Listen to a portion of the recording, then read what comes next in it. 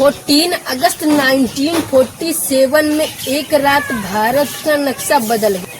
करोड़ों लोग घर छोड़ने पर मजबूर हो गए और लाखों लोग मारे। हमें स्कूलों में बताया जाता है कि ये हिंदू मुसलमान झगड़ों और ब्रिटिश के डिवाइड एंड रूल का नतीजा था।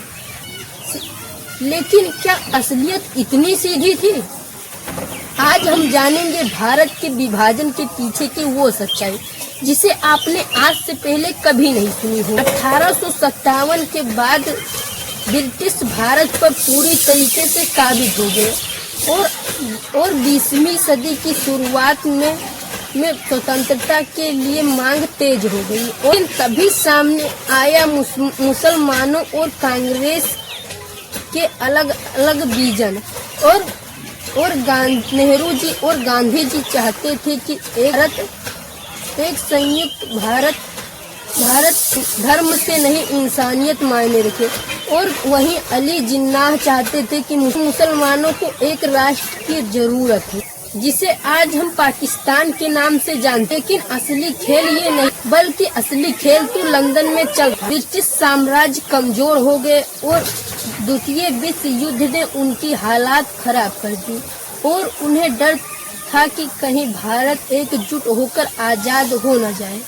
और अगर भारत आजाद हो जाएगा तो वह दुनिया का सबसे बड़ा देश बन जाएगा और वो एशिया के ब्रिटिश और पश्चिमी हितों को चुनौती देगा। याद रखिए, 1914 में भारत के पास कपड़ा उत्पादन व सबसे बड़ी रेल व्यवस्था थी और इसके पास कृषि उत्पादन था।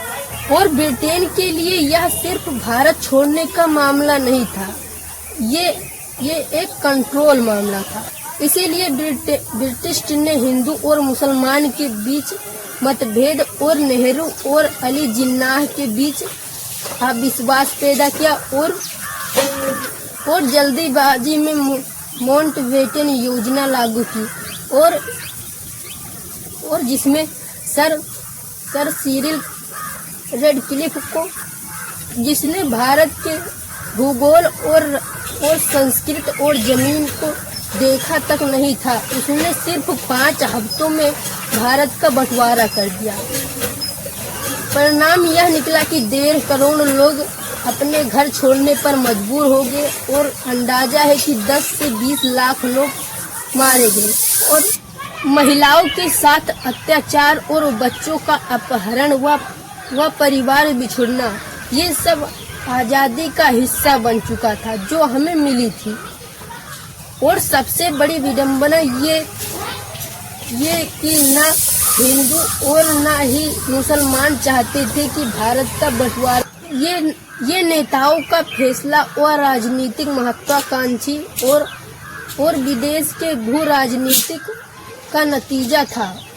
आज 78 साल बीत चुके हैं, लेकिन फिर भी बंटवारे के जख्मों से उभर नहीं पाए हैं भारत और पाकिस्तान। लेकिन 3 बड़े युद्ध और लगातार तनाव और अरबों डॉलर का सुरक्षा खर्च जो कि स्वास्थ्य और शिक्षा में लगाया जा सकता, सब इस एक फैसले का कारण था। और अगर बंटवारा न होता तो शायद आज हम दुनिया की सबसे बड़ी ताकत होते। इसलिए इतिहास समझना जरूरी है कि ताकि हम जो गलती पहले हुई है उस गलती को दोबारा ना दोहराएं। बंटवारे की ये कहानी हमें सिखाती है कि अविश्वास और नफरत हमेशा विनाश करते हैं। अगर भारत का बंटवारा ना होता तो हमारी स्थिति कैसे होती, नीचे कमेंट बॉक्स में बताइए।